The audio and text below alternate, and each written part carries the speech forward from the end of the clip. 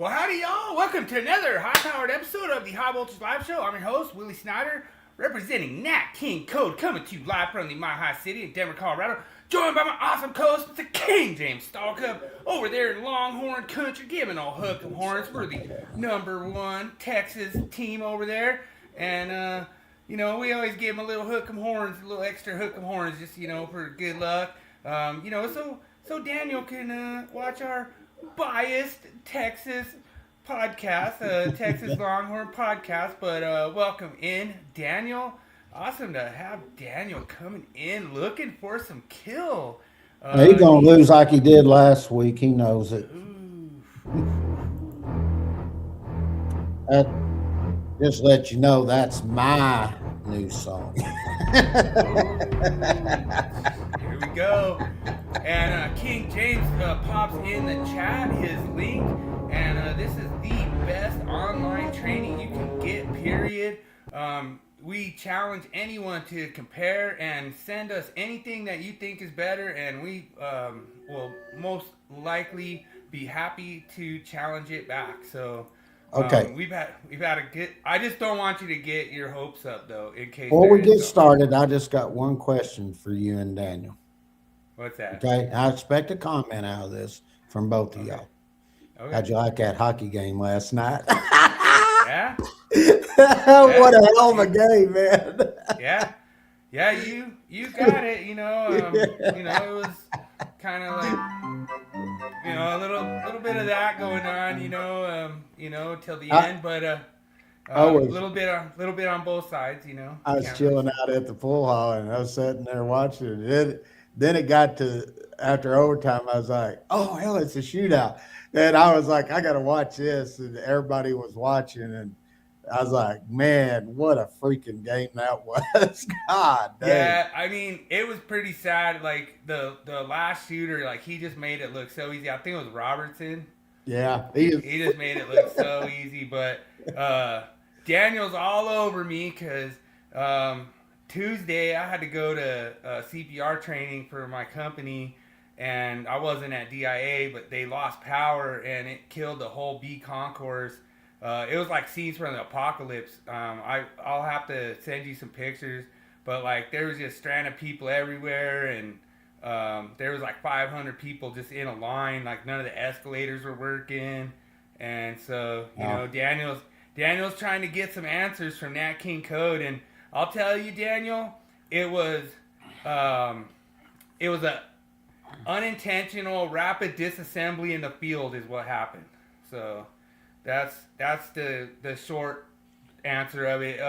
XL said it was part of our XL's our utility provider here, and they said it was some equipment that failed that caused that outage. So don't worry, Daniel. King James is already on the way. He's already got his briefcase, and he's already going to solve the case, and he's going to tell him what code violations they had, and where they were calling their transformers outlets probably is what happened. They should have had them on GFCI protection. So I don't know. I've flown into Denver International Airport so many times.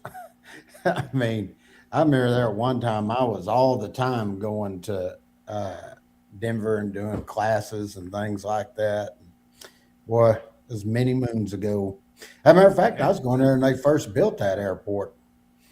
You know, when they built the airport, wasn't it like late 80s?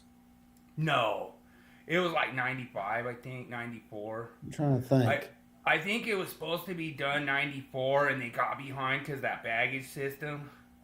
The bags fly everywhere. In the 90s. I know it was. Wait, let me see. 80. So that would have been after I was. But yeah, so that'd have been about mid 90s. Yeah, that's right. So if you were flying in here in like 80s, it was Stapleton. That was the one where you landed. The runways went over I-70. Yeah, I remember flying in there, but I was trying to think. Because when I really started going in there was right after I was an inspector, and I started teaching for NFPA shortly after that. So yeah, it had been about, I guess it had been 97. Yeah, 97, 98 when I was flying in there, because I went there like 4 or 5 times in 1 year. Yeah. Yeah, and so just checking over on Rumble. Everyone's starting to pop in over there, so appreciate you guys joining us on Rumble too. You know, this is really awesome that we could do this podcast. But you know what's interesting? You know why I didn't drive to Denver back then? What's that? Because the freeways wasn't what they were with the speed. You were driving 55 back then, and it took is a long drive at that. Now, you know, you're flying down through 287, hitting back up there and everything, and you know, you're doing 65, 70 makes a big difference. And everybody, I mean, you had to go any distance they would fly, because, you know, that's why Sammy Hagar had that speed song, I Can't Drive 55, Right. because every day was 55. That's how much it's changed. You know, we have I was trying to think, I think we have one that's a strip goes over when you're going over to El Paso, and I think it's 85 miles an hour here in Texas now. Okay. So, all right. Yeah, I'm gonna pop in some custom emojis over here on Rumble, so you guys will have the Easter egg emoji of the week. So if you want to check out Rumble, go check it out. And yeah, dude, it's so funny. I'm always sending Daniel like pictures, like there's like speakers hanging out of the ceiling, and they have tearing all the grid out, and they have like every time I go up to the terminal, it's different. They have like different temporary walls up, and they're remodeling a different section, and yeah, it is 100% the forever project, but it's really cool. I mean, they basically told us we're gonna be there for a while, so. It's pretty cool. I like it, and it's a little tricky to get around out there, and the security's really strict. So well, there's only one way in and out of there, isn't there? Well, for like we're in like the construction area, so so you go around, yeah. So because I've driven out there, and I've only know the one way to come in and out of there going to Denver. That's why I was like, where DFW. Here, you've got 2 ways out of the airport. You got one that'll take you over to the north end, and another one to the south end.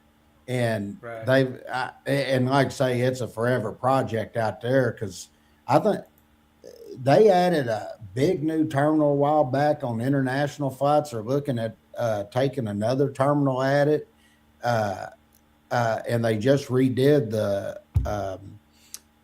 I guess that's a trolley that goes around. It's a lot faster now. And, but DFW, man, that's a big airport. So what is the biggest hub for Southwest? I would assume it'd be Hobby. Is that right? DIA, baby. Biggest DIA? hub. Yeah. Well, I know it used to be, because they started out of Hobby, didn't they? Yeah. Yeah, I think they started out Hobby. That's why I was thinking it was Hobby. And then then it got to be where their second biggest, if I'm not mistaken, it was out of DFW. Yeah. So, So yeah, Daniel's been working on some medium voltage stuff. So, yeah, you're graduating oh from man, ditch what digger, an bro. I don't know, accomplishment! man. Yeah, I don't. Now wait a minute. You come to Texas, you remain a glorified ditch digger. Oh yeah, you can't You graduate, know, Daniel. that's So what Jeremy says now. yeah, so you'll have to wear your ditch digger badge when you go visit your dad down there. But no, it's and then you guys have a special treat because this week on the quiz I'm doing airport codes. So I knew there was gonna be some stuff brought up about the power outage at DIA, and so I decided let's do some airport code stuff. Well, I would And be good at that because I've flown all over freaking place. yeah. Well, what is the airport code for DIA? DIA. Wrong. All right, King James has a negative answer already, so he's already going to start -1. It's DEN. Yeah, Denver. Yeah, I would have known that if I'd have saw. They're all a little bit different in the way they do their codes, and I've seen some where it matches up with the name of the airport, and then there's some that don't. But didn't it? Right. Well, I think at first didn't it start off DIA until Not they? sure. They might I have think changed it to DEN. Yeah, because the other one airport used to be DEN, didn't it? No, it was like it was. I want to say it started with an S because it was Stapleton. I want to say it was S. The ones where you'll get SIA. people on those type of questions is usually when you're asking where you have small cities. Those are the hardest ones right there. But major cities, those pretty well. Because I flew into those all the time. So I was very familiar with them. And it was, as a good example, say I was flying into, let's pick one I went into constantly because I always make connection flights there and stuff was, say I went into Chicago, for instance. Okay. That's O'Hare International. And if I'm not mistaken, you would think it'd be with a Chicago, but it was something like ORD, I think, or something like that. It's been a long time since I've been through there. And I'll tell you, flying overseas, those are really interesting, the way they name those, because you would think going into a major airport over there, it's actually a lot of them are by the city that's over there. Right. So, it's like I remember used going to Boston, it's BOS. If I went in, I flew a lot to San Francisco, it's SFO, and Seattle is SEA. And then when you went in to Chicago, that was Orlando, and I think it's ORD if I'm not mistaken. But to give you a really good one, and it was completely different, was like if you went into Orlando you'd think would be with an O, but it's not. It's like an MEO or something like that. I can't remember, but it's M something. And I always used to look at those because they were always different than what you'd think they would be for the codes that they gave. I mean, it was really interesting going to all these different airports. And, it's like you go to New York. I told you it was easy. So, like I already gave you like a couple freebies just because it's so easy.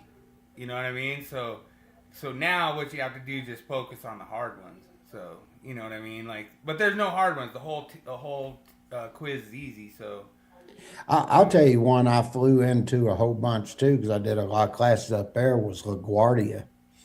That was in New York. That's LaGuardia Airport. I've been in there. I've been through so many freaking airports. One that I'm real familiar with because we did a lot of classes there was going to Hilton Head, and you had to fly into the island there to Hilton Head, and you made your connection flight from Chicago to get there. And it was a prop plane. I took that prop plane probably 8 times that I went there. So yeah, but that was being on all kind. At one time I was on 3 committees. I was on 70E, 70B, and the EECA committee for all the chemical atmospheres. And NFPA got a really good deal from Hilton Head where we were staying. And I went there for 3 years. They set it up. So I went there 9 times in 3 years. Wow. Isn't that something? Yeah. All right. So what were you doing while you were going there 9 times in 3 years? Well, I went to the meetings, of course, and then I'd stay a day or two and play golf there. So that is incorrect. You were riding Daddy's coattails. So let's hear the audio now about you riding Daddy's coattails. Is this a new one? Yep. Oh God. Okay. It might be that they're riding the coattails of their daddy or something. That's the original comment. Okay, now, That's the original. He's saying it might mean. What was he referring that from? So it was like there was a whole lead up to that comment where he said that it might mean that they're riding their daddy's coattails, and he was referring to you. He's implying to you riding your daddy's coattails.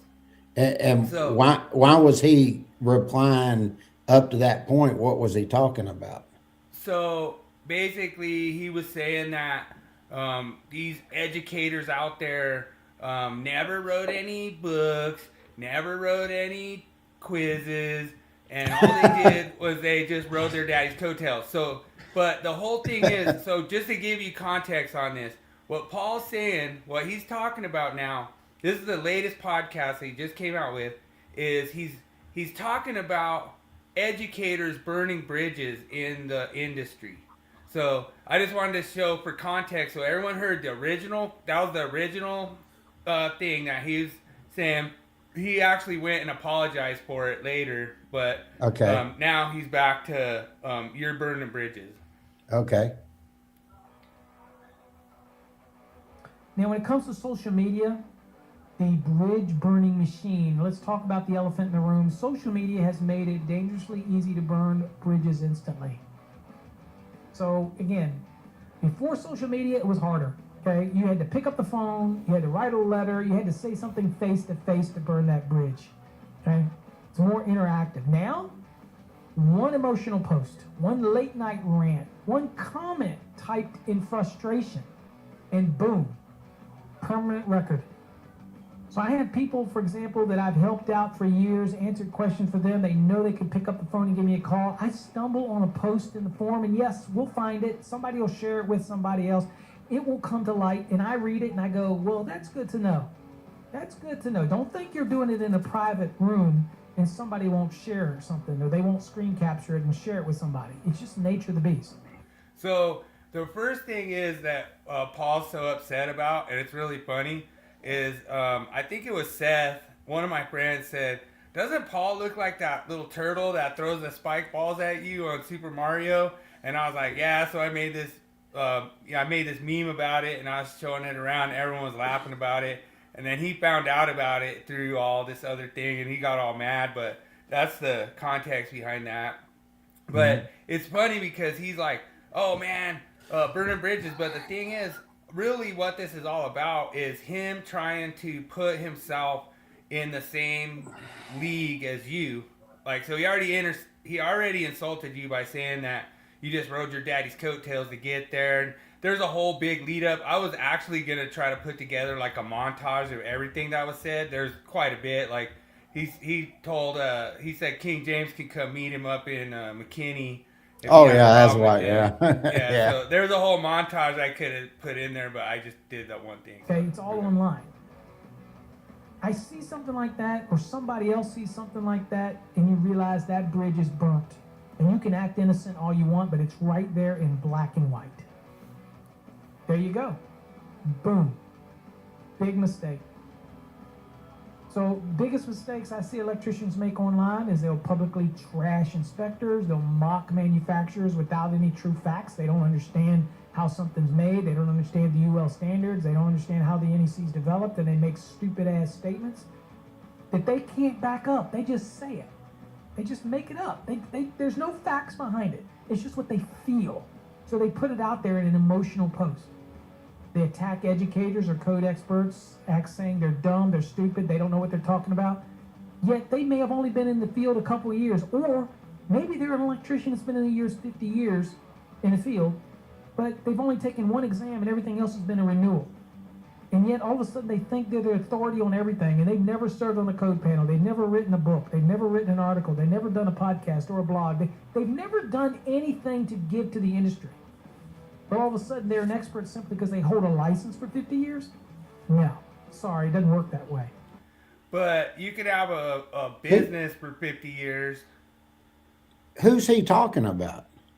Just everybody in general? Yeah, he's trying to generalize, but what he's trying to do is he's trying to put himself at the same level. He's like, oh, they're trashing educators like he's an educator.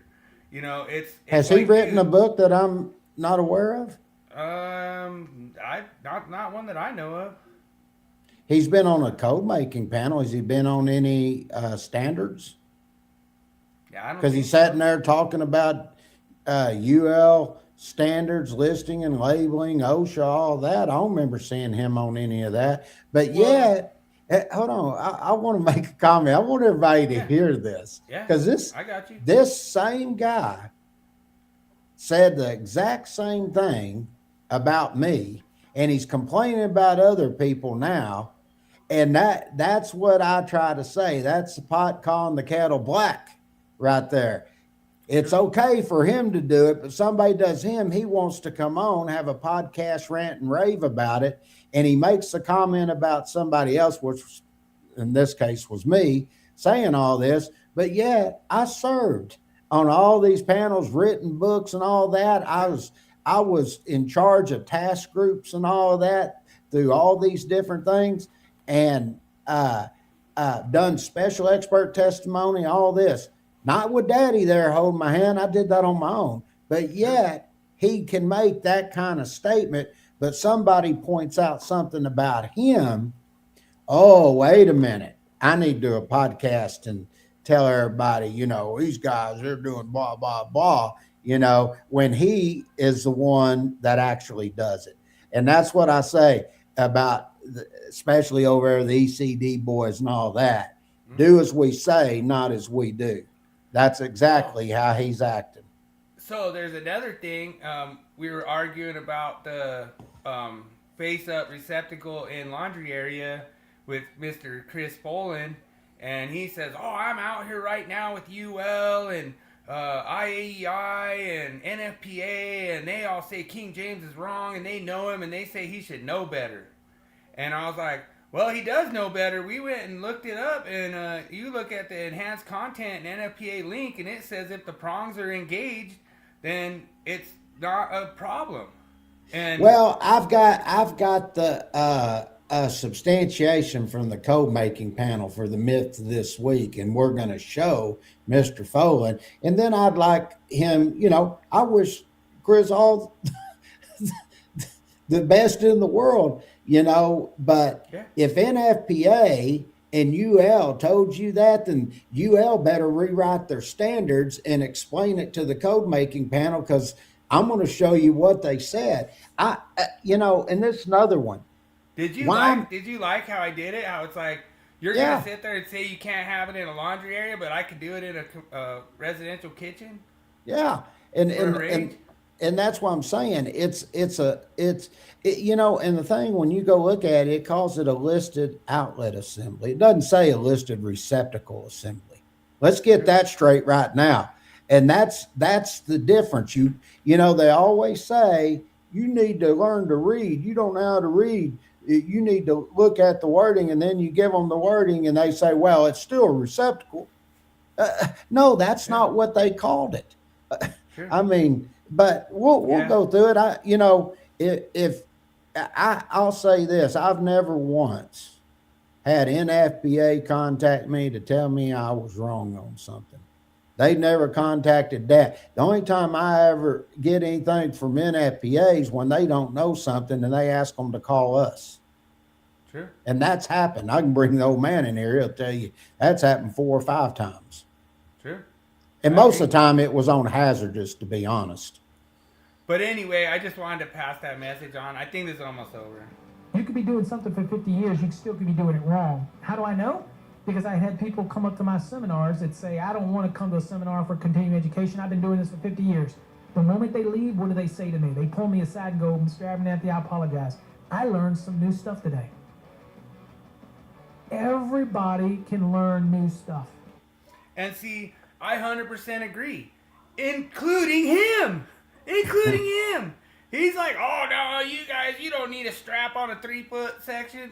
Dude, I've asked you 4 years ago, 5 years ago, show me the code that says that. There isn't one. You know, it's just ridiculous. I will tell you, I've been doing classes for a long, long time, way before Paul even thought about it. Mm-hmm. And one of the reasons that Dad and I are really good at teaching the classes is because he's got all that experience. And he was the chief electrical inspector when he was like 32 years old or something like that. Right. And you take that up to this point, 42, 50, 60, 72, 82, he's 86. So that's 56 years. Think about that. 56 years of experience and all the stuff that he saw out there and all the new technologies they were bringing in and all of that. And him working, it's like Jeremy, they're going, oh, your daddy, blah, blah, blah. You show us them awards. And I showed him all the recognition awards and everything from like UL, the electrical section, from OSHA, all the big ones. Post them up there. What happened? Silence. Well, and I always say, like, anybody can look up the code, but like that's what we try to do with this podcast. We try to teach you the why. Why is it in the code like that?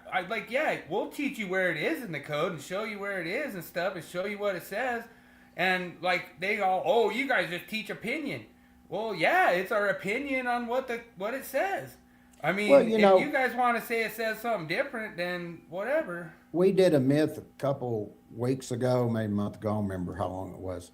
And one of the questions, we were explaining, I said, as I picked up from her, I said, why did they do it? And I went through and explained everything, took you through the different standards and explained why they did this and why it needed to be done. And I had never seen that on any other podcast where they explained that. I mean, neither. But it looks like Daniel's going to have to go tell local 716? Yeah. Yeah, all right. Well, I want video of that. You have to send that to me, Daniel. That'd be so hilarious if Daniel went up like, hey, do you know like one of your union instructors is saying you're a glorified ditch digger? Like, what? Yep. And then he said that. Remember, he stood behind it like 100%. Like, I said that 100%. It's like, well, no. At first, he denied it until I showed the post. Then he owned up to it at that point. At first, he was denying it. Then he owned up to it because we showed the screenshot, and then he was like, "Oh, okay, whatever." Lying out his ass. It's funny. I mean, I have so much audio from me and him debating, and it's funny because I already know that he always goes to the extreme side of the argument. Like he can't meet in the middle. Like it always has to be this way or that way. It can't be in the middle. And so I kind of use that to my advantage. And I'll be 100% honest. If you get a switchboard that is for like a commercial or industrial project, that is most likely, I would say 99.9% going to have 100% rated breakers that are all tested in the enclosure when you get it. I'll tell you what it reminds me of. I was doing a class one time, and I don't want to say where I was, but we'll just say it was at one of the DOE facilities. They had this engineer, and he come in there arguing with hell like me, about this calculation, and it was all wrong and all that. And I said, now let me show you something. And it wasn't like a really hard calculation. And they had an example in the back of the code book. And you know what his response to me was? This boy, he said, well, he said, that just goes to show how stupid they are up there that they don't even know how to do this calculation. I said, so basically what you're saying is millions and millions and millions of electricians out there, engineers, inspectors, contractors. I said, they all look at this, and I said, nobody's ever submitted a public input to change it or anything. And you're going to stand on the fact that all those millions and millions of people are wrong, and you're the only one right. He slammed his book on the thing and called me a bunch of names. He walked to the door, flipped me off, and went and told management and all that I was being disrespectful to him and all this. And they come down there at lunch, wanting to know what was going on. A bunch of guys were in, and they told them exactly what happened. They fired him on the spot. Yeah. But it just goes to show there's people out there that are not going to agree with anything if they did something wrong. That's burning bridges, That's burning a bridge, all right. Yeah. Maybe Paul can't show the thousands and thousands of inspectors that he educated because he claims that on his podcast. And show the millions of electricians. That calculation had been in there, Jeremy, for freaking 30 years. Nobody's ever submitted anything to change it. So why? How many electricians and contractors and engineers and listing and labeling agencies, even OSHA people? I said, how many people you think looked at it through that time, Jeremy? Yeah, proof that you couldn't be fired if you called your students an idiot, Jeremy. You don't have no proof of that. You say. Remember in that debate, he was saying he couldn't be fired for calling his students an idiot. Remember, you said, "Oh, you could be fired for that." He laughed at that. Oh no, I couldn't. Well, yeah, you can't show it either, Jeremy. So whatever. Yeah, Jeremy. I had documentation and everything from that. It's like Jeremy. I can say I've been here. You got proof you went to those places? Yeah, I kept documentation on every bit of that, Jeremy. I sure did. I was going so many places there in my 30s and 40s. I mean, I was gone at least 2 weeks of every month doing something. And that was just in going out teaching. And a lot of classes I was doing for NFPA at the time, it's like I can sit here and say, yeah, I went up to Houston. I was at the Omni Hotel. I was doing the hazardous location class there for 2 days. Jeremy, you got proof of that? Yeah, I kept proof of that. I tell you what, call NFPA and ask them if I did. They'll tell you, oh yeah. True. He was one of our best instructors too, by the way, Jeremy. True. Well, I guess we'll go to the meme. Yep, let's crank her up.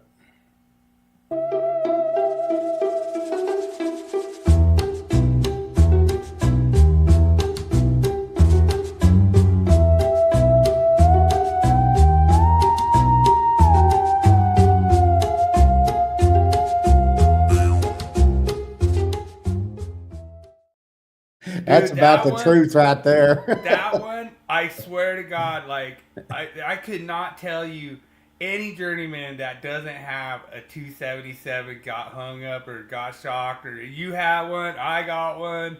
Like every journeyman's got one, man. You know what's in her? I can still show right here in my finger here, my thumb, where it went through right there, and it's calloused right there. You can feel my fingers, and I've always said I can prove it. Feel right here. That's where it went in and out.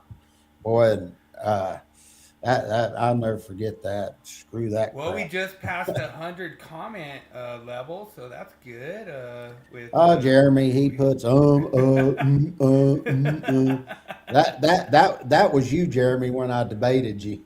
You Yeah. went after I went. You know, he says but there I was for 15 minutes. Boom, boom, boom, boom, boom, boom, boom, boom, boom, boom, quoting sections, codes, everything, explaining it step by step, and you just sat over there with your thumb in your mouth. Yeah, that's 100% happened. That's exactly what happened. And I tell everybody, go watch the debate. You can go to Jeremy Weed, go to YouTube. Unless he's taking it down now, he's probably embarrassed. Oh yeah, I'm sure he did. Um, but did we want to? Myth of the week. Where's the myth of the week? Yep. Willie? Here we're about to show you. You ready, Mike? Here we go.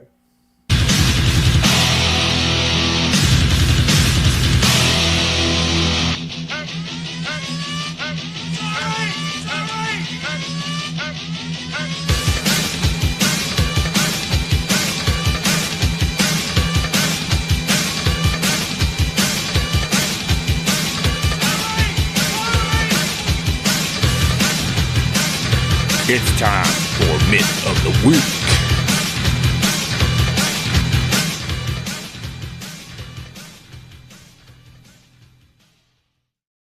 All right, so I was talking to King James the other night, and I was like, "Man, did you really like that myth?" And it's funny that that receptacle I doubt actually exists. Like that's an AI receptacle, which I thought was hilarious because it's pretty funny. It's like doesn't even really it's you could tell that AI has never seen a surface mount receptacle, but I thought it was hilarious, and I really like doing a lot of the trigger, just getting like the comments in there with people like, oh man, where'd you find that one? Because it's clearly a surface mount receptacle, but it doesn't have like any knockouts or anything in it, which like the regular ones would. But it's really funny because, and I talked to you about this, King James, is that it's the myth of the week number 179, true or false. A surface mounted range receptacle assembly is not permitted to be mounted face up in a kitchen of a single family dwelling unit under the 2026 NEC.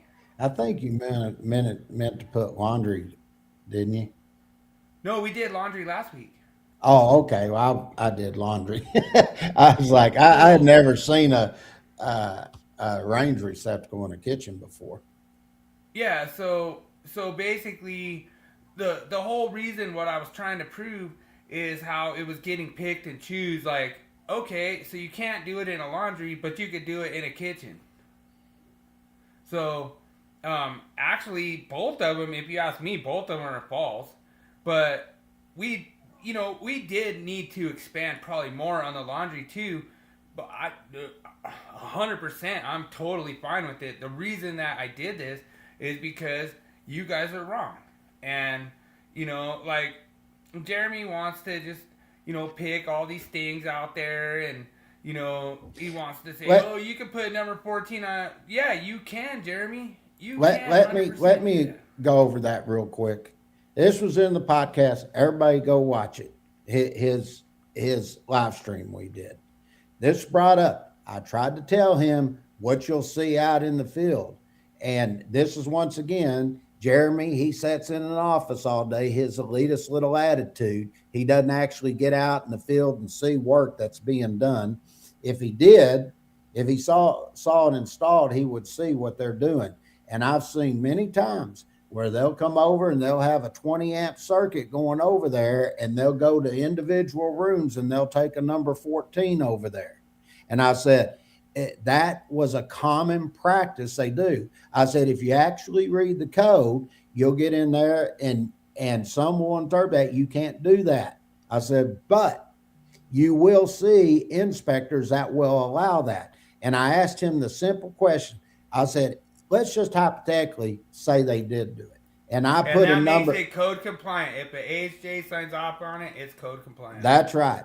And I said, if I put number 14 over there to another room that's just feeding some lighting and stuff, I said, will it still function properly and still trip the overcurrent device? Well, yeah, but it's not code compliant. I said, ask me this. How's it any different than me tapping off of a circuit? True. I said, what's the difference? I said, you allow it for a little here, but not over here. And I said, that was a common practice they used to do. And he goes, no, it isn't. I said, that goes to show right there. You sat in your elitist little office trying to tell everybody what to do and how to be compliant. And you hadn't got out in the field and see how they actually do those installations. Yeah. And so now it is code compliant. Oh, is it code? Yeah. Yeah. I mean, and, yeah. And see, and AJ looks listen at here. it. He doesn't. He says, safety. so you can't answer. I just answered it, and I'm telling you exactly what they do, Jeremy. Now, I've been in jurisdictions where they tell you, no, you can't put a 14 on that. I've seen jurisdictions do that too, and I've seen both types of installations, and that's what I'm trying to tell you. Is you have to take and look at the jurisdiction. In other words, let me put it to you this way, Jeremy. You don't make the decision for that jurisdiction. They make that decision in that jurisdiction, not you. So for you to come in and say, oh, it's not code compliant, and then you're going to say, oh, well, that inspector, he's nothing but a glorified ditch digger. No, they know if the circuit is still going to function properly, and that's what you fail to see. You're not paying attention to what we're actually trying to tell you, Jeremy. And this has been your MO the whole time. You know, I mean, you've argued with me over so many things, and I've showed you all the different stuff out there. All we're doing is showing the NEC, and it's up to interpretation. So, Jeremy, exactly what you're asking right there. Even in our design book, we tell them exactly what I'm telling you right now. I'm telling you that yes, by the way the code is written and everything, I think it should be a number 12, but that isn't reality. If they're going over to another room, they'll take and go over and run number 14. Now, let me ask you this. Do you even know why they allow them to do that? It's easier to terminate. Now, let me ask you this, Jeremy. Since you're so brilliant than the rest of us, if I take a number 14 over there, why do they allow me to take and put a number 18 in the fixture and connect it? Yeah. It should be number 12 if you're saying, you know, and yeah, that should be a number 12. Okay. No. Let me explain to you. That's listed and labeled. And you guys have assured me already that the code overrides the listing and labeling. So they need to ditch every one of those fixtures and get rid of them, Jeremy, because they don't have number 12 in them. That's basically what you're saying. And that's just, I mean, it just goes to show you don't know the real world and the different types of wiring installations that they do on a daily basis. Dude, and he's trying to talk from like the office chair of his office, saying that everything needs to be a number 12 going to the utilization equipment. That's not true, Jeremy. And you should know that's not true, but I mean, you would know it if you're out in the field. Like if you're out there practicing electrical, you would know. Just answer this. If I run over number 14, will it still function the same? Yeah. Just simple yes or no. Dude, the I mean, is, any electrician that's watching this, any engineer, any inspector, it's going to be a simple answer, Jeremy. Yes. Yes. It will be yes. And that's why they don't have a problem. And they used to do that all the time. That was just common wiring practice. Matter of fact, I remember going out on a commercial job, and I was probably a second-year apprentice. We were out at it was General Dynamics at the time. Now it's Lockheed Martin. And we took a bunch of 20 amp circuits over there, and every room that we went, yep, it will function. Is it code? See, that just goes to show you right there.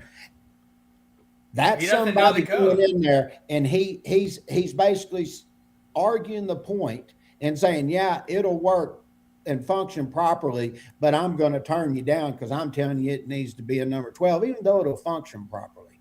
Now, how idiotic does that sound right there? Does that sound like somebody that is on the code making panel knowing if you use number 12, it's more expensive and they sell a product that costs more? That's what it sounds like when you're going to make that kind of argument right there. Yeah, I mean, what is the, like when you sit there and look at the one thing I want to make, one point I want to make is when you look at some of these educators, like I've heard Mike Holt say this and stuff, and he's like, oh man, if you sell a 2,000 amp switch gear, it's got to be, the conductors have to be rated for 2,000 amp. No, they don't. The code doesn't say they have to be rated for 2,000 amp. So Weedman's over here trying to sell 2,000 amp switchgear and sell 2,000 amp wire when 2,000 amp conductors are not required for that installation. So that's fine. If you want to do that, Weedman, go for it. But that's not, I'm not doing it with my money. I've seen your money. I've seen so many times they go out there and it may be they take 1,500 amp worth of conductors over there, and then they got the extra 500 for future use if they ever need it. That's common. That's not something that is out of the ordinary. I mean, and it's just like this comment here. Again, you don't teach code, you teach opinion. And that's what I was trying to say just now. I'm not teaching an opinion. I tell them what the code says, but a lot of people in the industry that are out there in the jurisdictions, they accept this. And then I explain why, just like I tried to explain to you, Jeremy. So don't claim I do teach. Okay. So I write that in my publication, something that we've had in there for when they made, I was trying to think of when they actually made that change to clarify it. I think it was probably 2005. And in our publications, we said this is what they used to do. The code has said this, but some jurisdictions still allow it. So therefore, that's considered teaching opinion, not code, even though you told them this is what they want you to do now, but some jurisdictions still allow it. That's an opinion. No, what that is, Jeremy, that's called experience, something that you're lacking in. Sure. God almighty. I mean, it's so stupid because, like, he wants to, like, twist everything and be like, oh, general purpose branch circuit. Okay, well, the whole thing is, it's a general purpose branch circuit now. All of a sudden, well, how many outlets are there? It's not an individual branch circuit. So it doesn't matter. The thing is, you're taking a 20 amp circuit over there, Jeremy, and then you've got 20 amps over there that you're feeding all these different rooms and everything. Not every one of them rooms is pulling 20 amps. Do you not understand that? I mean, so let's just say, like, they always do this hypothetical thing, and King James knows it, but let's just say we take a 20 amp circuit over there, we hit a junction box, and we go 5 feet to a switch and feed a room, and go 5 feet to a switch and feed a room. Is that not compliant with the tap rules there, Jeremy? Well, I understand where he's coming from, and I agree with him. I'm not, see, this is where his problem is. I'm not disagreeing with you. Even on your podcast, live stream did. I agree with you, but I told you in the real world, this is what they're doing. And then you got all upset. And the reason you're upset about it is because you hadn't been out in the field. You don't know real world applications and what they allow. I've seen them do it, Jeremy, in the DOE and the DOD. I've been in their facilities and actually seen it after the code updated to that. And that's why I'm trying to tell you, you don't know real world applications. You said, like I've said many times, and you're elitist ivory office there, and you come on this podcast and start telling everybody what you think they should do and all this and want to argue. And then I tell you exactly where I've seen this, what they've done and all that. And then you want to argue it when you haven't even been out there. It makes no sense. And the one thing that I wanted to mention too, and we talked about this today when I was out at DIA, I was talking with a lot of different really, just industry professionals and stuff. And I just always ask their opinion and just ask them like, hey, what's up with this? And what matters, it's not the words in the book. It's in the interpretation of what the words in the book say. And so you're going to sit there and say our interpretation is opinion and your interpretation is right, but nothing, it's like, it's just an opinion, Jeremy. Yeah, that's great they do that. Okay. I've got one last question. And this, everybody, I know you're going to start laughing when I ask him this. And I just want to see his answer. If I take a number 12 over there, Jeremy, and I branch off to these individual rooms with number 14, does that create a safety violation? Yes or no? True. Because that's what y'all are all concerned with. Is it a safety violation? That's what y'all always try to use on us when you're trying to clarify where an outlet is and all of this. And then they say, well, you don't care about safety. Okay, well, I'm saying, does that create a safety violation? Yes or no? That's all. That's all. And therefore, if an inspector allowed you to do it, Jeremy, he's not creating a safety violation. So what's your problem? Yeah, 100%. But I do want to see your take on the myth of the week when it comes to so I think you see kind of where I was going with this. So we did laundry areas last week. Yeah, but can I there's something I want to do with this, if it's okay. Yeah. So what I did, this was a section that we addressed last week about being up in the face-up position, okay? Now, it got into number 3 in a laundry area unless permitted by 406.14G1, and that's where you get in there and you're talking about for the countertop surface or work surface unless it's listed for that. Okay. And I said, that's sort of like. I really want to see where the term necessarily is in the NEC there, Jeremy. No, it doesn't necessarily. There's no, it doesn't necessarily. No, it doesn't. Yeah. It's not necessarily. No, it doesn't. That's the proper wording. Okay. Sure. I agree. Okay. So we got that out of the way. So now I want, this is for Foley. Now, these are the changes that they made. I can't increase this for y'all. I'm sorry it won't. Well, let's see if I can do it this way. Maybe. Did that increase it? No. Okay, well. It's all good. I tried. Well, when you look at this, and you look at the committee statement, now this is what you need to ask Folan. It's Chris Folan, right? Yes, sir. Okay, I thought it was Chris. Okay. So what I would ask Chris is this. They made these changes and they took out 1 and 2, and then they made it a list up here that you follow in G. All right. Then they just took 1 and 2 and put it in 1 and 2. Then it was 3 where everything was added. And let's see what it says. List item 3 was added to include receptacles installed in a laundry area. Receptacles placed face up in an energized laundry room with receptacles facing up and not having an attachment plug inserted are susceptible to exposure to liquid. True. Now, think about that for a minute. They're setting you up here and they're talking about the attachment plug inserted.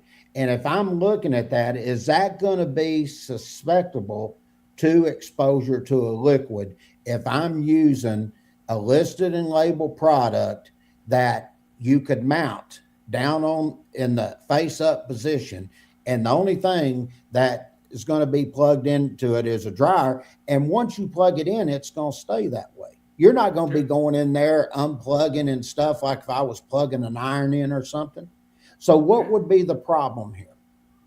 I don't see any problem, and that's why I did the myth this week where I'm like, okay, so you guys say, here's Chris Boland saying, oh, nope, can't do it in a laundry area. Okay, can I do it in a kitchen? Is it okay in a kitchen now? Where's the code that prohibits it in a kitchen? And I don't see it. I'm not finding it. That's why I wanted to show this, because a lot of times you got to look at the committee statement. True. And they're providing clarity for you here. And as I'm looking at that, I don't see what the problem is. There isn't one. They're trying to create problems that don't exist. And I just want like Weedman, he's trying to stick on one thing that you said and try to make it like your tombstone for social media. And dude, it's not even that big of a deal, Weedman. Dude, people do it every day and no houses are burning down. You know, like if I went and I had a really clean install and I had number 12 coming off a 20 amp breaker, hitting junction box, hitting 2 rooms, everything's number 14 going there, what's burning up? What's the safety hazard? And you know, that's the thing. You're going to sit there and say, oh, no, not necessarily. Okay, it doesn't necessarily have a hazard. Oh, okay, whatever. If you're watching this later, you're on Rumble or something, just comment if you've seen that before, where you've seen them take a 20 amp circuit down there and branch off the box there and go to room with number 14. I think you're going to see thousands of comments there. They're going to say, yeah, I've seen it, Jeremy. Once again, and Jeremy's going to say, all y'all that seen that or do that, you're nothing but glorified ditch diggers. Oh, yeah. That's what he'll call you. You know, it's Jeremy's way or you're an idiot. That's basically the way he looks at things. And he calls everybody all kinds of stuff.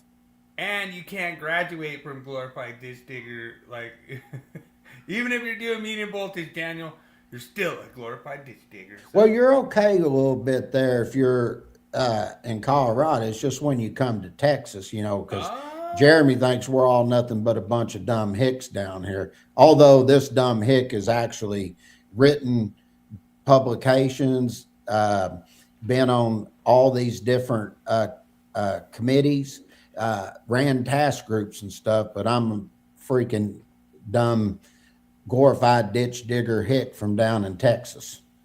But then again, he's from Minnesota, so that's how they think about that. Yeah, and I mean, the Minnesota Wild is going down in the playoffs to the Avalanche. So anyway, that brings you to the last part about the installation and use, and we've talked about that. And one of the things that the code making panel did this last time, I'm going to have a public input I'm submitting to them, and every one of these code making panels, I'm going to make it very known. I want your substantiation of why, because this going and saying it doesn't provide usability and clarity, that's a cop out. And I'm also going to use Thomas Dmitrovich because that's what he said. So we're going to get some clarification that's about to take place. Dude, that was like so funny too. Oh man, this cracks me up. It was funny because Weedman was like, everyone, huh? Everyone.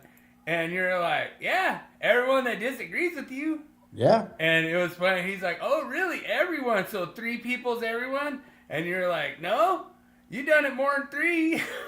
That's right. Sure the hell did. I love that. I might even have that. Do I have? I mean, let me see. Heck, one time here on the podcast. Guys over there do. Y'all attack anybody that disagrees with you. I mean, just look how many freaking posts you put up on NEC for Dummies just attacking me. Constantly.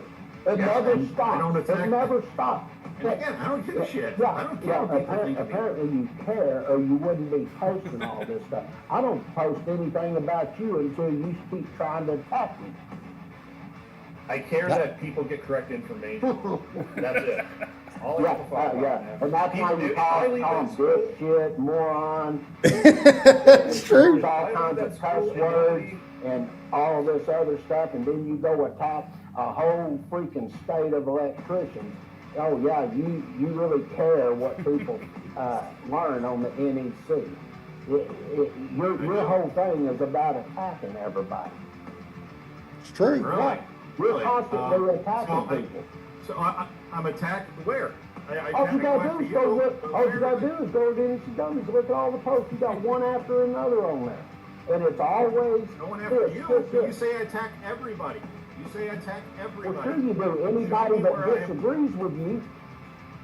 Show me the proof. Just like you came on one of our podcasts, you said the only two I call are morons is you two. We said, you just called this inspector, agreed with us a moron. There he is a moron. And that's what I'm talking about. You go in and if somebody disagrees with you, you call them names. So 3 people, that's everybody? Oh, you've done it more than that. I've seen you on the group, somebody disagrees, and you start attacking them. And then you get your boys to come over and attack them too. And then you start tagging everybody, oh, I need some help. These guys are winning. He does. I'll correct somebody, and then they'll say, oh, you don't know what you're talking about. Then once they go after me, then fuck, I'll go after They don't go after you. The thing is they don't. They're not calling you names or anything. They disagree, and then you start calling them names. You've done this over and over. Everybody knows it. It ain't something that is news for anybody. Everybody knows it. Everybody. Yeah, all they got to do is everybody. just follow the comments and read what you say to people. That's right. Everybody out there. And It's like you're I know at what least you're up north in Minnesota. You have your elitist attitude, but you're smarter than all of us dumb Southerners down here, and that's why you. That's what you just said. You act like it when you call all Texas electricians nothing but 4 or 5 ditch diggers. Never said that. But it's okay that you partner up with Bill, who says all union electricians are uneducated, don't know the code book, that I'm a racist and a bigot, and I personally got people laid off in my class. I don't know what he literally said. said all That's those between things. y'all. I don't get into that. But you're partners with the guy. I'm not partners with him. We just do a podcast together. And the reason we do it because we enjoy doing it. Sure. It's just something, it's just a freaking podcast. I don't make any money. Thank you. It is just a freaking That's right. I don't make any money off of it. Everything's free. We don't charge, don't ask for money or anything. But you know what's interesting? The ones that gripe about it, like Jeremy and all them ECD boys over there, they don't provide you anything, go through anything, show you illustrations, try to help out and explain. They get paid to do what they do. You see what I'm saying? And we do this for free. Like Jeremy, I'm an instructor. I'm the Prince instructor. Yeah, you get paid to do what you do. But you never come on and provide anything for the industry. All you do is come on James here. Heard it pretty good. I heard it pretty good, so I don't know what you're saying. Nobody could hear it. Well, everybody was hearing it pretty fine on here. And that's why we come back and play the audio, because we show the double standard and exactly the things that y'all said. And we keep the audios and stuff. So if anybody says, oh, I don't believe you said, well, here you go. Here you go. That was from the debate between King James and Weedman. And dude, that was my favorite part, because you just laid it down and you just hammered him and oh man, nobody could hear it. Oh man, the death match was awesome, dude. The death match was so awesome. It was fine. Matter of fact, it's almost all graded out. We'll be hopefully announcing the winner next week. I already know who's in the lead, and that will be announced and will be posted on the groups and everything. Yeah, you had like Weedman had like 20 words, and it was like, everybody? Really? Everybody? Really? Everybody? Really? Everybody? That was it. Like, literally what I just played was the most amount of words that Weedman said. Then I brought up Ryan, and he goes, I figured you'd bring him up. Oh, yeah, I did bring him up, because Ryan Jackson, send him this audio. Tell him I said it. he actually put out there, he was trying to bag on Bill, and he literally stated that you need to look at table 110.26A1 to go in there to determine what the arc flash boundary is. True. And I called him, I said, you don't know what the hell you're talking about. I said, you got to go over to 70E to get that. And I said, I went through the whole thing and said, you got to do the calculation or you got to use the table method. And I explained, just so you know how to do it, Ryan, I said, there's two things you need to know. I said, you need to know what the short circuit current is, available fault current, whatever you want to call it. I have to get that. And you need to know the clearing time of the device. I said, that's it. I said, that goes in your calculation. And then when you get the calculation, the typical distance away is 18 inches. That's added into the calculation. And all the table is set up on 18 inches as typical. And then you got to look at the notes below tables to see if you meet the parameters. Guess what? Silence. And you know why there was silence? Because Ryan was speaking about something once again that he didn't know what he was doing. And I told Jeremy, go over there and call Ryan out. He didn't call him out, and he said, I don't even know Ryan. And guess what happened? I posted a picture of them together, and then all of a sudden he goes, oh, well, I don't know him that good. he lied, got caught, then he had to say that. That's the type of person you're dealing with when you have somebody like him coming on here talking crap about people. Unbelievable. Yeah, I 100%. Here's the audio on that. Wait, let's see. Oh, no, that's different. Acting like every breaker is 80% rated, and that's not true. If they're molded case, they are. No. If they're molded case, Stop right there. That's all you had to hear. He said all molded case circuit breakers are rated 80%. That just goes to show. Then he realized, oh, I'm wrong. And then he actually tried to come on here and say he didn't say it, and then Bill played it, and then that was another lie. So this guy is nothing but a liar. I mean, I would not employ him. There's no way. He is, man. It's his theme song. Every time he shows up, we gotta play it. And Daniel loves it. Like, dude, Daniel's over there. He's dancing, he's like, oh man, dancing to the Weedman theme song. Like, dude, you're just a clown, Weedman, so, whatever. But we'll move on to the next one. God, man, we're already at an hour. I don't know if we're gonna have time to get through topic of the week. Whatever you want to do. We'll catch it next week. That's fine. There's just too much. So we'll roll into tool of the week. Let's do it. All right.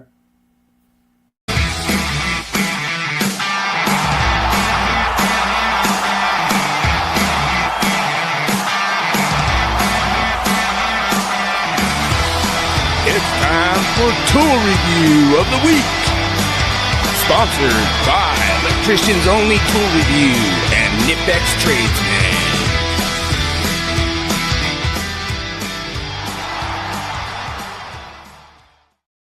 All right. I like how you popped in that Klein Tools logo. That's pretty dope. Yeah, I always try to do some different things for the intros and all that. I think it looks pretty cool doing that stuff. Yeah, so I one of the guys that we were out on the job site, and he popped this thing out, and I was like, man, that is really cool. And it's like a new light from Milwaukee, and it's really cool. It's got like set up to where it's USB rechargeable, and it's really cool. Like I was surprised how bright it was for how little it was. And like I say, it used to be that you kind of just almost paid for the Milwaukee label on these things. But now it's getting to the point where they're putting out some really good tools. The charge lasted a really long time, which is not really known for Milwaukee. Like, I was really surprised because I used it the whole entire time. It was still on green the whole time. So that was really impressive for me. I think Milwaukee's getting better at like their battery life and stuff. And it was really cool because it was really versatile. You could do a lot of stuff with it. You could spin it different directions, and you could adjust it different angles and stuff. And it's really cool that we're getting to the point where we're not really worried about light when we're electricians. That's like really the most important thing when we're going into some of these areas. We're almost never gonna have power when we're hooking up panels, wiring stuff up. When we're installing lights, a lot of times we're sitting there installing like hundreds of lights, and then they're like, all right, when do they get you turned on? Well, guess what? You're gonna need one of these turned on so you can turn those on. So that's what people don't realize with that and how important it is. And just to let King James know, my first word when I was a baby was light. So this was it. This was the tool that I was talking about when I was my first words. When I spoke my first words, I was talking about this tool right here. So I did my first tool review as my first words. And knowing that they were going to come out with LED. Yeah. Oh, I would have probably, that was probably my second word. My second word was LED, and then my mom didn't understand it, but it was really funny. And like I say, that's a really cool tool. I really like it, and thanks a lot for the gentleman letting me borrow it the other day at the airport. So the power went down. I wasn't there when the power went down, but this was for a different situation. But I would have even used that when the power went down too, Okay, everybody watching this podcast, see his wording, see how he talks to people. It goes to exactly what I'm saying. He's got these kind of comments on here all the time, and he did this last week on this exact same question. We were trying to explain to him that there are certain types of installations where they send it out with everything already ready to go. But this falls to, once again, to what I was talking about. This is somebody that doesn't go out in the field and actually see real world installations. And I never said they come all. out with. I never said all. I said every single word in there. The only thing I didn't say is all. I said most. And then he said most. So then I said, all right, you said all. And then I have audio of him saying all. Yeah. Acting like every breaker is 80% rated. That's not true. Molded case they are. No, you said molded case. All of them are If they're rated. testing the equipment, they're 100% rated. A ton of molded case breakers that are 80%. It's just so funny because, like, dude, that's what you said, Jeremy. That's your words. It's not mine. It's not me making something up. Like, you're acting like I'm twisting your words. That's exactly what you said. So. Well, that's why we have the audio, so people can see. And if I'm getting into the electrical trade and you're in Minnesota, you want to stay clear of being in his class. I agree, 100%. Avoid local 292 instructors, 100%. 100%. Yeah. Oh man. Yeah. All right, so we're going over to Manber's machine now. Yeah, let's crank it. For years, man tried to create artificial intelligence. On this segment, we find out, is AI smarter than King James?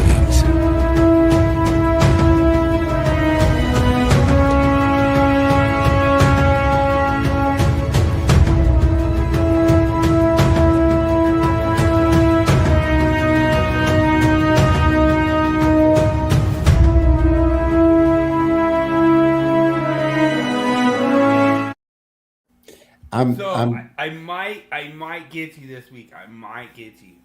Well, I'm taking right now and setting it up. I forgot to set it up earlier, so I'm getting everything ready while I'm doing this. I might have got you. Like I hadn't even had a chance to this do one. this yet. All right. This one is the thing is there's certain rules that should just be there that you just like. All right. This Overcurrent. I don't know. You made this an easy because they made the change when they were doing to DC and all that at 60 volts. So that's easy. Now I know this is in 480, but I think it's like 480.5 or 6, something like that. is where the overcurrent protection for your prime movers are. So we'll go over here and go to Chat GPT, and I might have got ChatGPT. I don't know. ChatGPT's been doing pretty good. I don't think I've got him in a few weeks. yeah, let's see. Okay, it should be showing on there now. Like when I asked him straight up, we'll see. Okay, let's see what it says, and then we'll check the section and everything. 50 votes. Ooh, got him! I knew it. I knew I'd get one of you guys. Yeah, one of these I didn't even take, and it didn't give a section or anything, so it was off. Now let me log in to NFPA link. I hadn't done that yet. Over here. Yeah, you need to be checking out NFPA link or my pub inputs because I'm smashing them out the park for 20. Logging in right now. Come on, baby. Load up for me. There we go. 2026. Click. Let's go over here to 480. Got it. Oh, now Weedman's getting mad at you, dude. Oh, he must have been. What's he saying? He wants to meet face to face. Oh.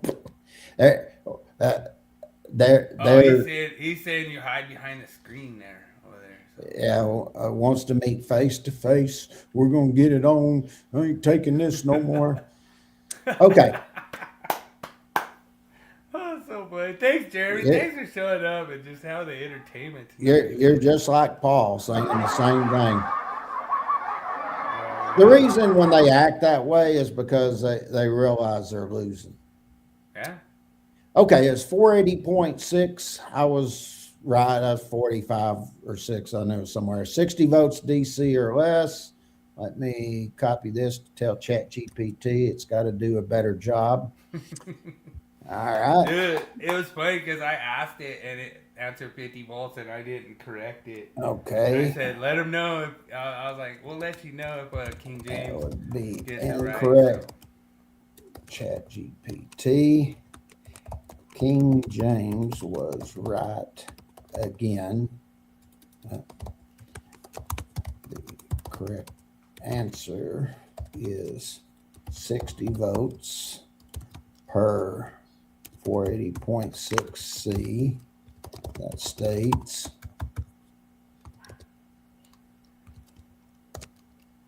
Hey, so if you actually met Weedman, I guarantee you wouldn't remember it.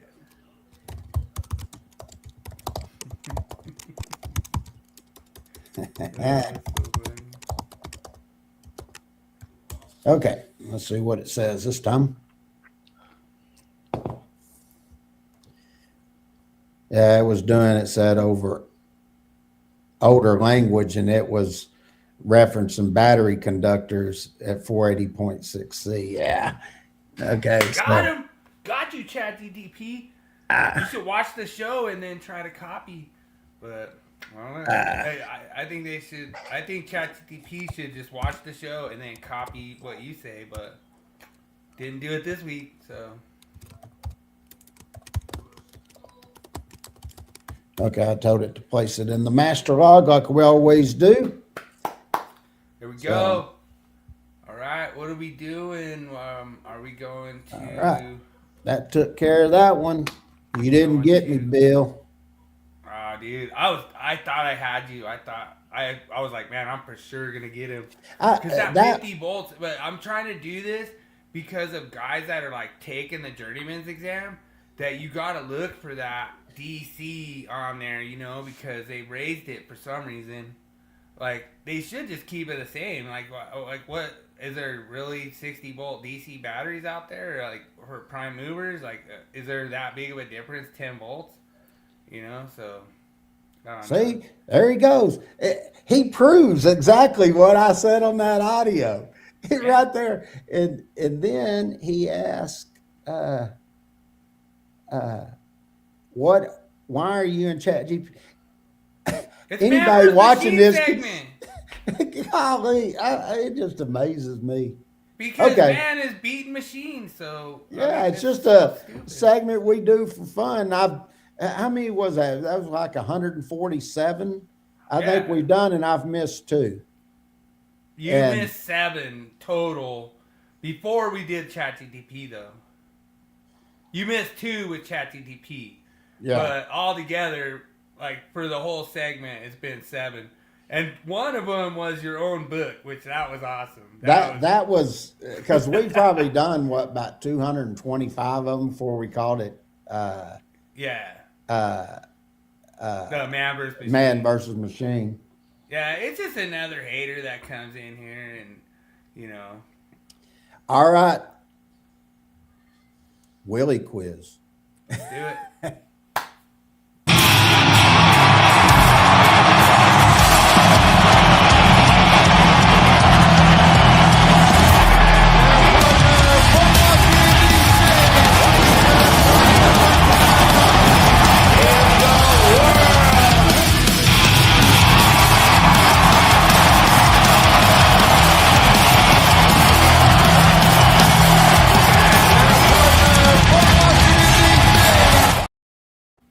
Okay, Oh, dude, thank you so much, Adam, for putting that together. before we get started, okay, meet me face to face. I'm more than happy to meet you. Why? Are you scared? Jeremy, I'm not scared of you one bit. I'm not wasting my time. I've got so much going on, and you're not worth the time for me to just take out of my schedule to just come meet you to prove you wrong again. And I don't know if you're threatening you're going to whip me or something. I can tell you that ain't going to happen.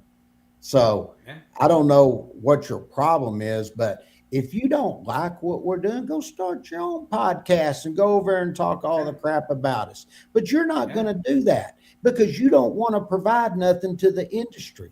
All you want to do is come on and badmouth other people that actually try to do something. Well, and that's 100% it, because it must be like the local 292s kind of like losing membership like crazy, and you know, like they don't want to like stir up any waves, so then they're just gonna go side over with the non-union and, you know, try to keep as many members as they can. But you know, I don't know what it is. He and just so everybody understands, he used that same exact language about me coming on and debating him on a live stream. And I went and did that. But I'm not going to take out of my time, fly somewhere just to meet Jeremy. I wouldn't waste my time with him. He's a zealot's what he is. So, all right, let's get into the Willie Quiz. I'm looking forward to doing this one. I brought drum roll this week. I got to go get it in now. Okay, all right, I'll go get it. Yeah, I got to go get it. So. Oh. So see, right, that's what he says. He said I was a coward, and then I went on and did the live stream with him. So now he thinks he puts this in that I'm gonna get upset, and I'm just gonna come down there and meet him somewhere to argue with him. He's got another thing coming. That ain't happening.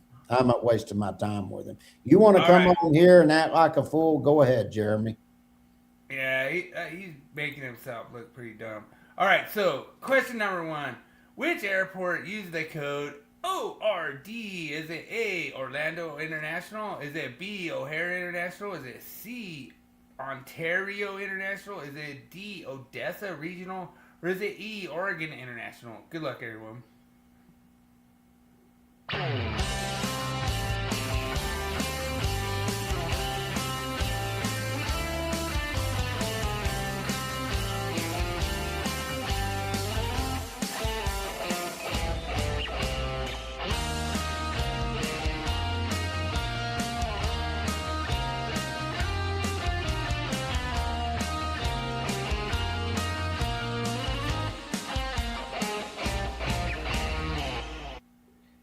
I think I answered this earlier. I think it's O'Hare. Yeah. You actually decided to copy Daniel's answer. So let's see what happens there. Question number 1, super easy. You already knew it, and I already knew you knew it. All right, you're gonna know this one too. All right, the airport code LGA represents which city? A, Los Angeles, B, Long Beach, C, New York City, D, Las Vegas, Nevada, or E, Las Vegas, New Mexico. Good luck, everyone.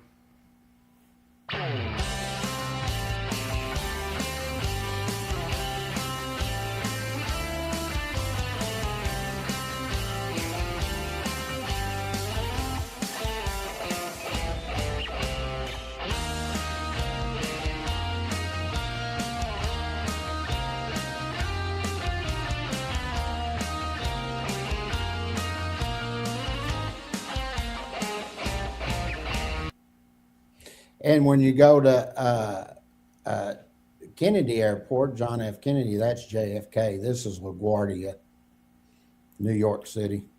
Looks like you were copying Daniel. We have 2 correct answers, so the easiest quiz this year. We're smashing them out. Which airport code has CDJ? So A, Copenhagen, B, Dublin, C, Paris, D, Geneva, or E, Honduras. Good luck, everyone.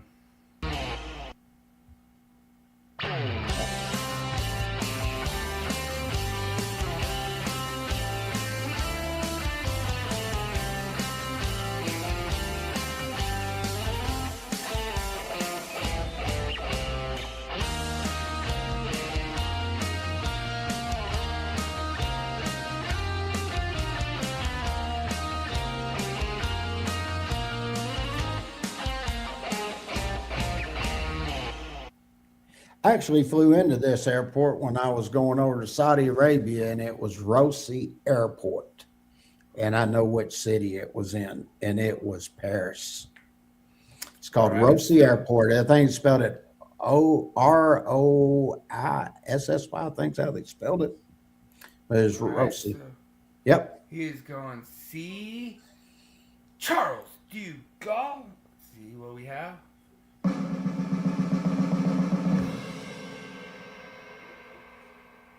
That is correct. It is Paris, France. Is that airport code? All right. We have question number 4. What does MSY represent New Orleans? It stands for Mississippi Yard. A, B, NAMAD named after former mayor. C, derived from Oisant Stockyards. D, it was randomly assigned. Or E, jazz musician Louis Armstrong named it. Good luck, everyone.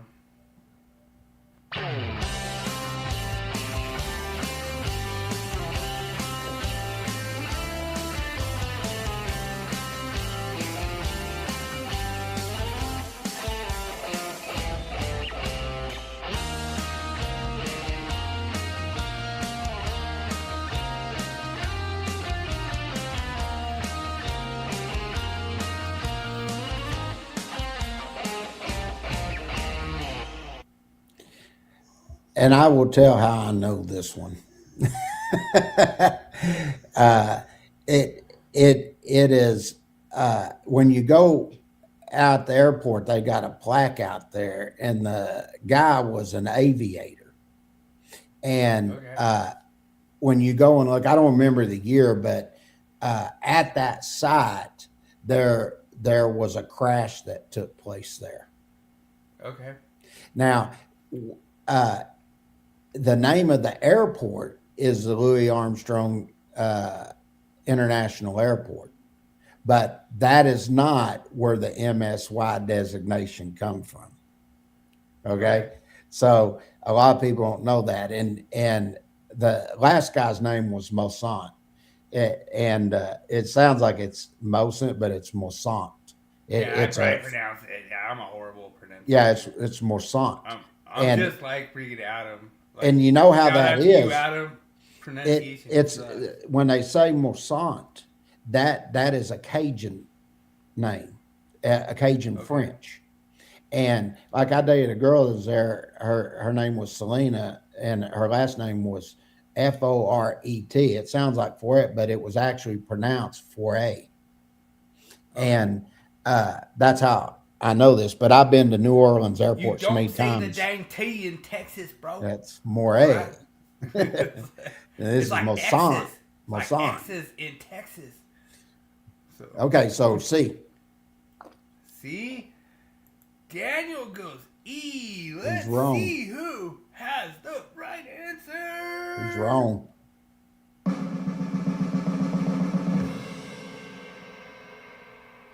King James takes the lead and Yep. describes exactly why you do not pronounce Mossant, and Stockyard.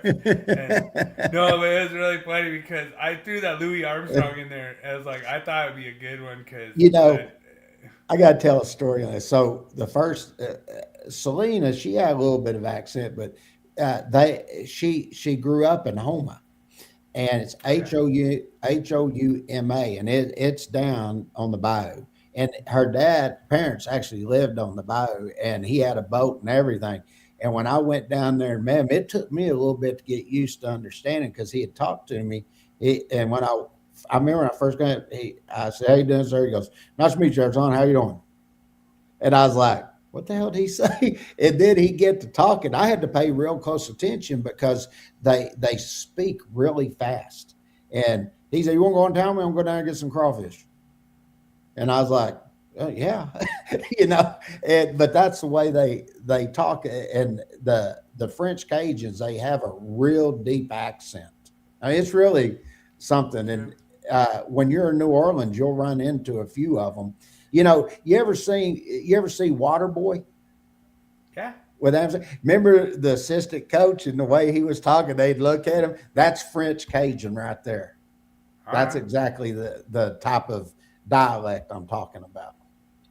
All right. Okay. Well, we all understand that. And so, question number 5, which King James has already said he knows the answer to. Which of the following airport codes does not match a city? Is it A, MCO, Orlando?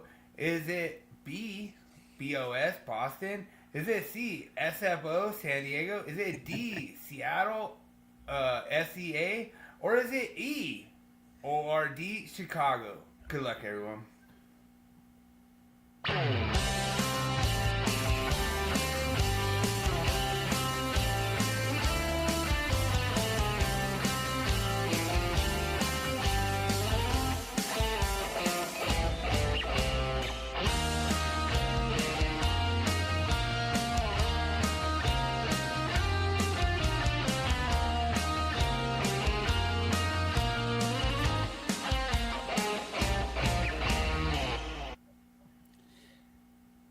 C.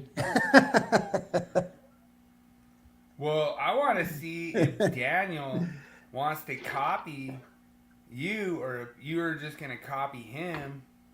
But, ooh, Daniel. Oh, Daniel is going B, Boston. No, he lost. There's not even a tiebreaker tonight. Oh, Daniel.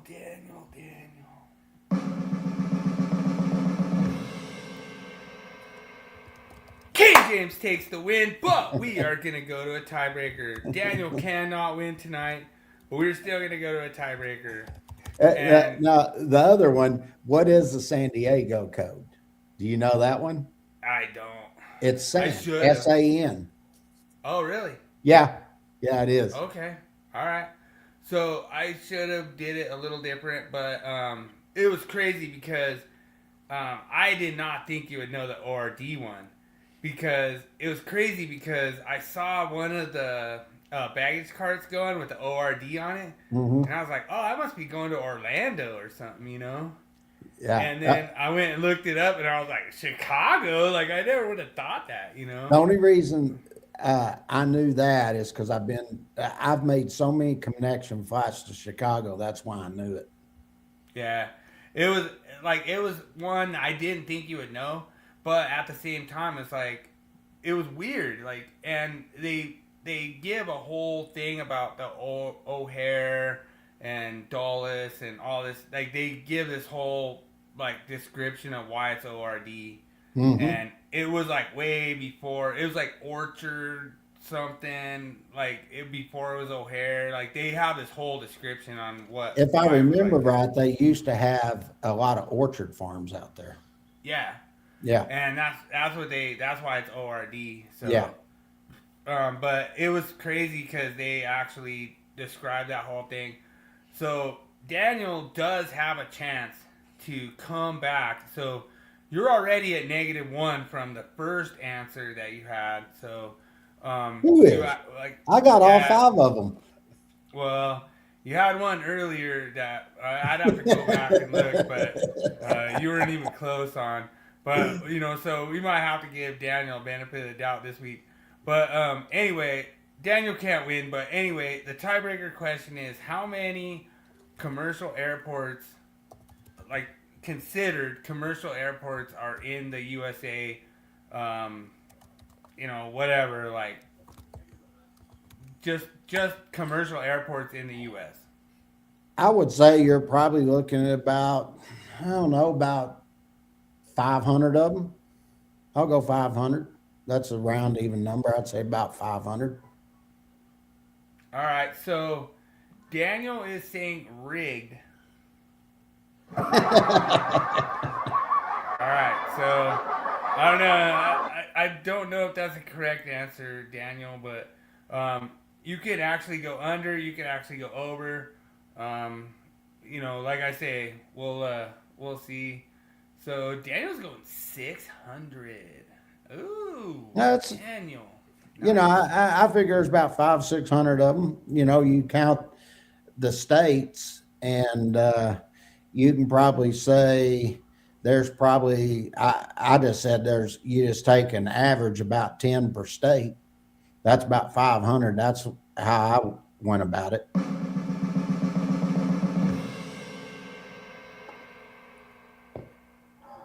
King James nails it for the win. He has his second or third win of the year. Should I have more than that? What was the answer? 500 exact. Oh, pretty. Oh, you're kidding. Pretty close to exact. Pretty close to exact. It could be a little more. It could be a little less, but almost exact 500.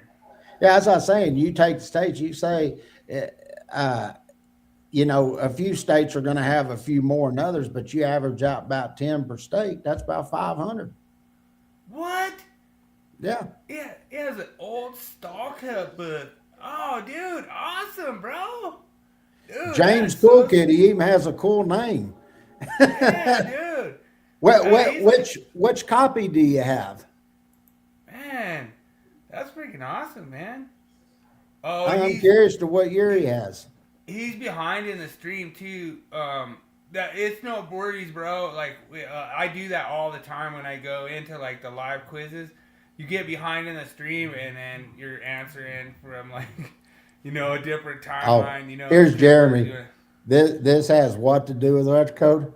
Has nothing to do with it. It's just for fun. It's one of our segments. That's why we have fun on this podcast, because we do all the code and everything and have fun with that and everything. But also we have other segments that we have fun with too.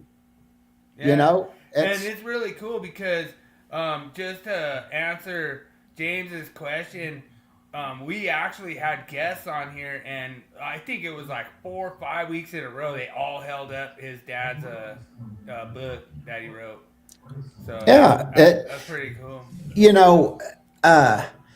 When you go and you look at I encourage you to go back and watch this segment, go back and comment to Jeremy, and especially if you got the design book, and explain to Jeremy things like we're telling Jeremy there, stuff that you see in the field. If we don't have design tips and they're explaining exactly what I just stated. True. And what you will run into though, James, is you'll have like people claiming my quiz is rigged for you, when I thought you would. Like, there was a lot of airport codes I didn't think you were gonna know, but like I say, the ORD one to me was just, when I saw ORD, I was like, where is that? I was like, is that Oregon? Is that Orlando? I was like, what is it? I thought I was gonna get you on that one, but the whole thing is, I've had so many of those freaking tags, and they're big letters where you can see when you're getting your luggage and stuff, and that stuff sticks, especially as many times as I've been through Chicago O'Hare. That's a main hub that you connect, and I can tell you, I probably went through Chicago making connection flights. I bet you I probably have made 30 through there at least.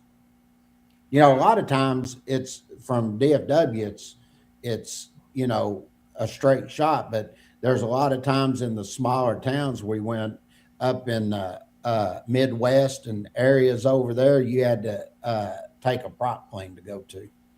Nice. Hell, I've even Dude, thanks for joining, James. That's freaking awesome. Like, so cool that you can jump in here and. Yeah, we appreciate it. And if you like the publication, dude, let everybody know. We're at 450 subs now.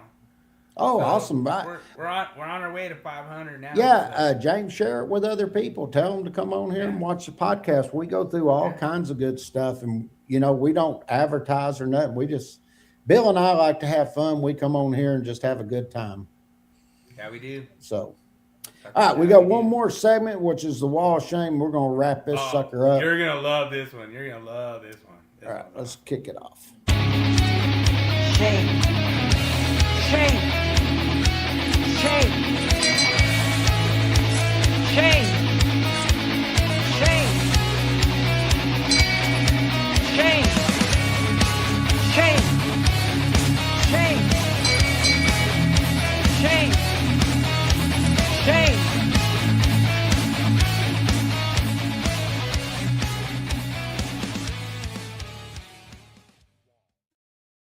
We're coming to the end of the show. We still have 4 watching over on Rumble. That's pretty awesome. Thanks so much. Oh, good. Rumble, guys. Oh, dude, this is a gas and oil one. And, like, when I saw that, the way that conduit was popping out of there, like, The hell? dude, that looks scary AF. Scary AF. Can I say scary AF? Yeah, and it's open. Yeah. Well, there's probably a cover that goes on it, but that's like a lighting contactor, they said. There's probably a cover that screws on there. Well, yeah, you can see the thread and everything. Yeah, but still, it's like, I don't think it was open like that, but just like the rest of it's pretty scary. Yeah, Look how they have like seal offs on there, but like that, there's no seal off. Why are you allowed to use a threadless on seal off? I'm not sure they'd be allowed to use. That's an explosion-proof piece of equipment, and if there was an arc that happened in there, it'd blow that off. I don't think that would hold. Yeah, 100%. Plus, from looking at it, I don't think they had the mounting in place to hold from an explosion either, from looking at it.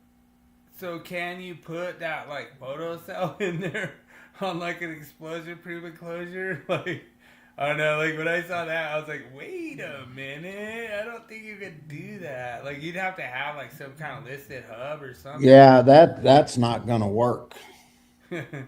But wow. I mean, like it looked pretty danger Will Robbins. So, yeah, that's a dangerous situation right there. Thanks a lot, Jacob, for submitting that to Electrical Wall of Shame, and Jacob's probably out there in the patch, like done some stuff out there in the gas and oil, and wow, they see that. Back in my day, I wish we'd had the phones like that. Some of the stuff I'd seen, because I would, and I've taken a lot of pictures just from Dad and I. It has everything to do with electrical hood there, Weed Man. Like he's like, oh, what does this have to do with electrical code? He was talking about the Willie Quiz. No, I know, but I'm just joking. But it's like he wants to twist our words, so I'm gonna twist his words. How you like that? It had everything to do with electrical code. It was for instructors that are out there traveling and teaching and showing the electrical industry. 100%. These are the codes that you're going to see when you go through these airports. Yeah, and schooling Daniel, the glorified Daniel, take that butt whipping and go home, son. And Daniel. I'm your daddy. Glorified ditch digger of Denver, Colorado. So You let that's this pretty glorified ditch digger outdo you in Texas. That you ought to be ashamed of yourself. But then again, he cheers- should have I'll cheers expected to after that. watching that hockey game last night. Yeah. Oh, you boys, I'm gonna rub it in till y'all beat us again. Yeah, I'm gonna have to cheers to that. We got Kadri back. Kadri had an assist. That was really awesome. So really cool that we got our Kadri back. So appreciate. I think you y'all are guys. still up. What y'all are up? What 1 point on us? Yeah, 1 or 2. Yeah. We were trying to get a little bit more ahead, but we did get a point, and so you guys got 2, we got 1. So. Did you see there at one point they were showing it that the Stars had won like 10 or 11 in a row? I was like, I didn't realize they were playing that good. They're really not, because Mikko Rantanen's out. Like I say, I'm doing really good in my fantasy hockey, NHL. Like, I've been like 3 weeks in a row undefeated, and it's funny because like Moss Sports World, he's all mad at me because I have my first loss. I went undefeated 20 weeks in a row, undefeated. Wow, And that's kicking I got it.